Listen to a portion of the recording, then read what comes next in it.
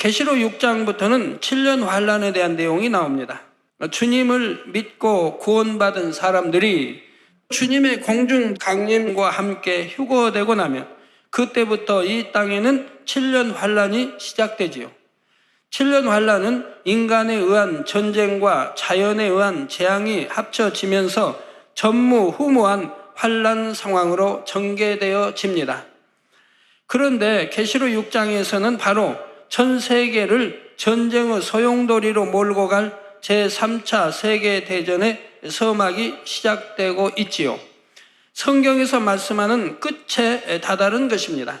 마태복음 24장 3절에 보면 제자들이 예수님께 우리에게 이르소서 어느 때에 이런 일이 있겠사오며 또 주의 임하심과 세상 끝에는 무슨 징조가 있사오리까 여쭈는 장면이 나오죠. 이에 예수님께서는 6절에 난리와 난리 소문을 듣겠으나 너희는 삼가 두려워 말라. 이런 일이 있어야 하되 끝은 아직 아니니라 말씀하십니다. 여기서 난리란 어느 한 나라나 지역에 국한되는 일이 아니라 전 세계에 영향을 주는 일이죠. 따라서 난리와 난리란 바로 제1차, 제2차 세계대전을 의미합니다. 그런데 이런 일이 있어도 아직 끝은 아니라 했지요. 그러므로 끝이 되면 다시 한번 난리와 같은 상황이 있을 것이라는 암시인 것입니다. 정말 이것이 끝이구나 하고 느낄 수 있는 그런 엄청난 상황이 벌어지는 것이지요. 바로 그 끝에 일어나는 일이 제3차 세계대전이 되는 것이고요. 주님께서 7인을 떼기 시작하면서 7년 환란 중에 있는 이 땅은 점차 세계대전이 촉발될 수밖에 없는 긴장 상황으로 접어들게 됩니다. 본문 1절 2절에 내가 봄에 어린 양이 7인 중에 하나를 떼시는 그때 내가 들으니 네 생물 중에 하나가 우레 소리같이 말하되 오라 하기로 내가 이에 보니 흰 말이 있는데 그 탄자가 활을 가졌고 면류관을 받고 나가서 이기고 또 이기려고 하더라 했습니다. 이처럼 어린 양이신 주님께서 인을 떼셔야 비로소 재앙의 징조가 나타나기 시작하는데 이는 3차 세계대전을 비롯한 7년 환란 동안의 모든 사건들이 주님의 주관 아래서 이루어지게 됨을 의미하지요. 또한 주님께서 7인 중에 하나를 떼시자 하나님의 직속으로 되어 있는 네 생물 중에 하나가 우레 같은 소리로 말했다 했습니다. 하나님의 직속으로 명령을 수행하는 네 생물이 이처럼 직접 관여하고 있다는 것은 이 모든 것이 하나님의 허락하심에 따라 하나님의 뜻과 섭리대로 이루어진다는 말이지요.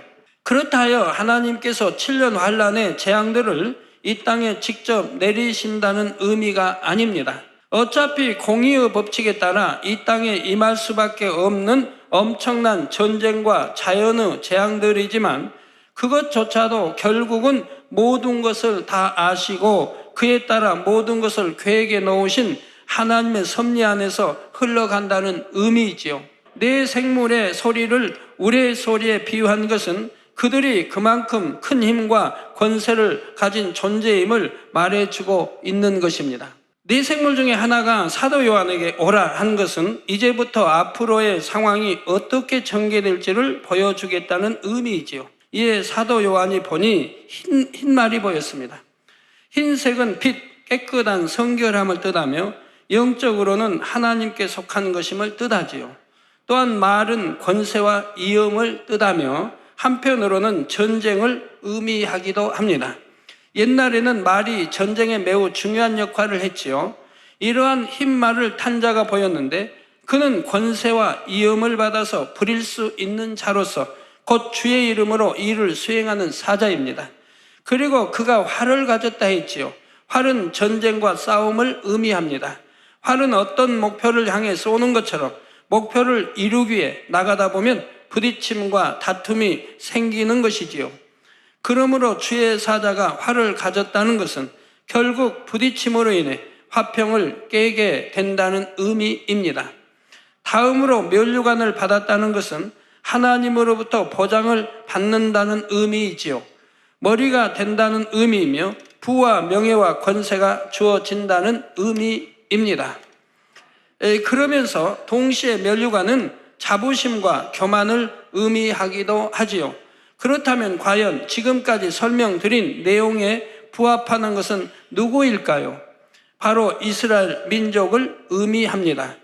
즉 흰말은 영적으로 이스라엘 민족을 의미하며 그 말의 탄자란 이스라엘 민족을 이끌고 그들의 운명을 좌우해 가는 머리 되는 세력을 의미한다는 사실입니다.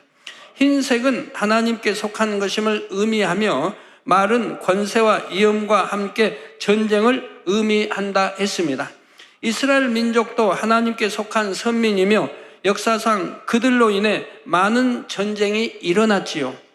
또한 활을 가졌다는 것은 목표를 이루기 위해 화평을 깬다는 의미인데 잠시 후에 말씀드리겠습니다만 실제로 이스라엘은 자신들의 목표를 이루기 위해 주변과 늘 마찰을 빚어왔습니다.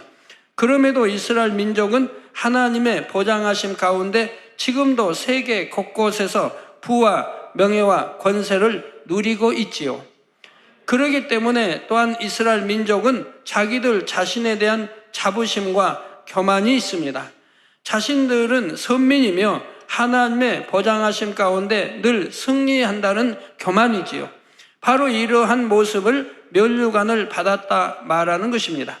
그러면 지금 설명드린 내용을 이해할 수 있도록 이스라엘 민족에 대해 좀 더 구체적으로 살펴보겠습니다. 요한복음 19장 23절 24절에 보면 군병들이 예수를 십자가에 못 박고 그의 옷을 취하여 네 깃에 나누어 각각 한 깃씩 얻고 속옷도 취하니 이 속옷은 호지 아니하고 위에서부터 통으로 짠 것이라. 군병들이 서로 말하되 이것을 찢지 말고 누가 얻나 제비 뽑자니 이는 성경에 저희가 내 옷을 나누고 내 옷을 제비 뽑나이다 하는 것을 응하게 하려 함이로라 말씀하고 있습니다. 여기서 예수님의 옷은 이스라엘 민족을 의미합니다.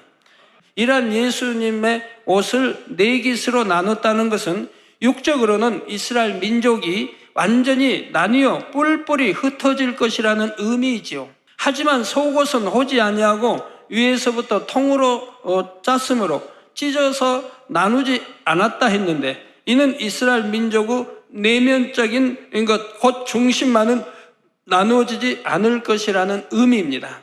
이 말씀대로 이스라엘 민족은 서기 70년에 로마의 타이투스 장군에 의해 예루살렘이 완전히 파괴되면서 이스라엘이라는 나라 자체가 없어지지요. 이게 육은 없어진다 이 말입니다. 살아남은 사람들은 동서남북 사방으로 흩어졌고 그로 인해 지금도 유대 민족은 세계 곳곳에 흩어져 살고 있습니다. 그런데 이렇게 철저히 나라가 파괴되고 백성들도 다 흩어졌음에도 불구하고 그들의 내면적인 것, 바로 하나님을 향한 중심만은 그 누구도 빼앗거나 무너뜨릴 수가 없었지요.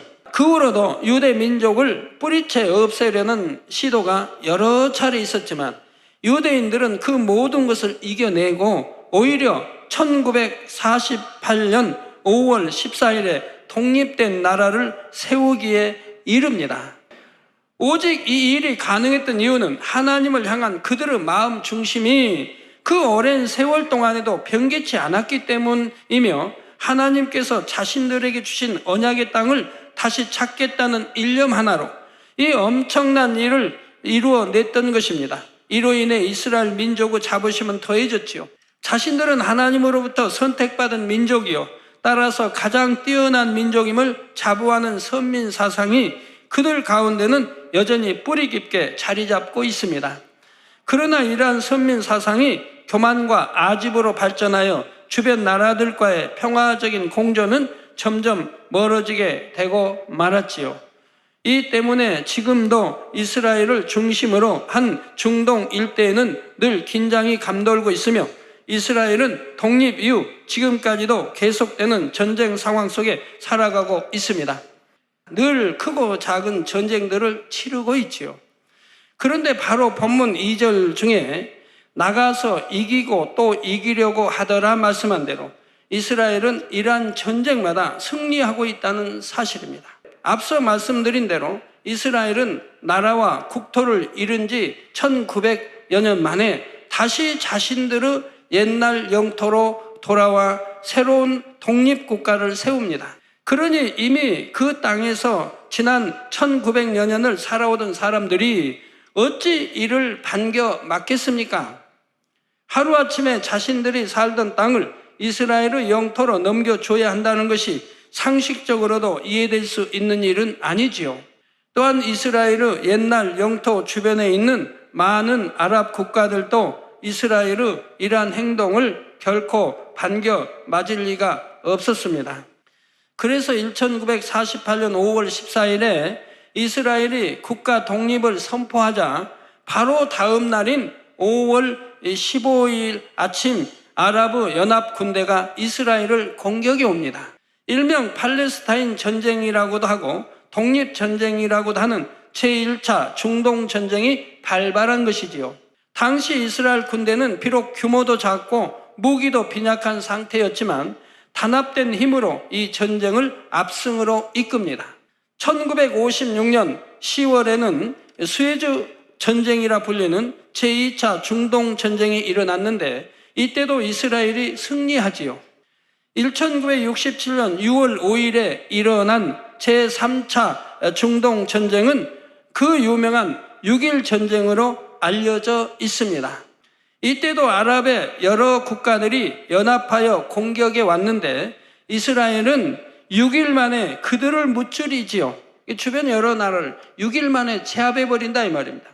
더욱이 이 6.1 전쟁으로 이스라엘은 요르단 서안지구, 골란 고원, 또 가자, 시나이 반도 등 많은 영토를 점령하게 됩니다. 예루살렘도 재통합하게 되며 이스라엘은 이후로 크게 번영을 하게 되죠. 그 당시 유명한 일화 중에 하나가 있는데 이스라엘 군을 이끌던 가장 머리된 장군이 참모들과의 회의 자리에서 지휘봉을 높이 들고 하나님이여 이 전쟁이 6일 만에 끝나게 해주시어 우리가 안식일을 지킬 수 있게 해주십시오라고 기도했다는 내용입니다. 그 후에도 1973년에 일명 욤 키푸르, 즉 속죄일 전쟁이라 부르는 제4차 중동전쟁이 일어났는데 이때도 이스라엘은 결국 승리를 이룹니다. 이 밖에도 이스라엘과 아랍 국가들 사이에는 여러 차례의 크고 작은 전쟁들이 있었는데 그때마다 이스라엘의 승리로 끝났지요. 그런데 지금 이스라엘 민족의 독립은 이미 하나님께서 구약에 예언해 놓으시고 섭리해 놓으신 대로 이루어지는 일입니다. 그 중에 한 가지만 찾아보면 에스겔 38장 8절에서 9절에 여러 날 후 곧 말년에 내가 명령을 받고 그 땅 곧 오래 황무하였던 이스라엘 산에 이르리니 그 땅 백성은 칼을 벗어나서 열국에서부터 모여 들어오며 이방에서부터 나와서 다 평안히 거하는 중이라. 내가 올라오되 너와 내 모든 때와 너와 함께한 많은 백성이 광풍같이 이르고 구름같이 땅을 덮으리라 하셨죠. 자, 이 말씀이 얼마나 정확하게 이루어지고 있습니까? 그러니 이러한 이스라엘을 무너뜨리기 위해 주변의 아랍 국가들이 일으킨 전쟁에서 당연히 하나님께서는 이스라엘 편을 들어 그들에게 승리를 주실 수밖에 없는 것이지요. 말씀하신 대로 보장해 주시는 것이며 결국 이스라엘 민족을 통해 섭리하신 대로 이루어 가시는 것입니다. 그런데 본문에 보면 나가서 이기고 또 이기려고 하더라 하여 아직 완전히 이긴 것은 아님을 말씀하고 있지요. 다시 말해 아직도 싸움이 진행 중이며 결정적으로 완전히 이겼다고 할 수 있는 것은 아니라는 말입니다. 이는 바로 앞으로 있을 3차 세계대전이라는 엄청난 또 하나의 전쟁이 남아있기 때문이지요.